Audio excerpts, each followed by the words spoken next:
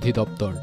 এছাড়া 15 জেলায় 3 ফুটের বেশি উচ্চতার জলোচ্ছ্বাস হওয়ার শঙ্কা প্রকাশ করেছে সংস্থাটি।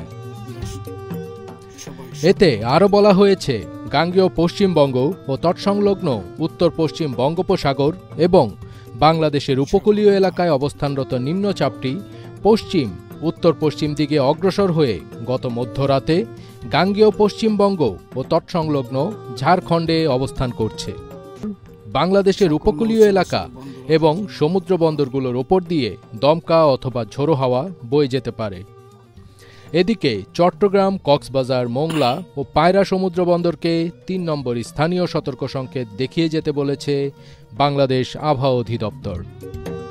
অন্যদিকে অমাবস্যা ও নিম্নচাপের কারণে উপকূলীয় জেলা সাতক্ষীরা, খুলনা, বাগেরহাট, ঝালকাঠি, পিরোজপুর, বরিশাল, বরগুনা, পটুয়াখালী, ভোলা, চাঁদপুর, লক্ষ্মীপুর, নোয়াখালী, ফেনী, চট্টগ্রাম, কক্সবাজার এবং এসব জেলার অদূরবর্তী দ্বীপ ও চরগুলোতে 1 থেকে 3 ফুট অধিক উচ্চতার বায়ুতাড়িত জলোচ্ছ্বাসে প্লাবিত হতে পারে।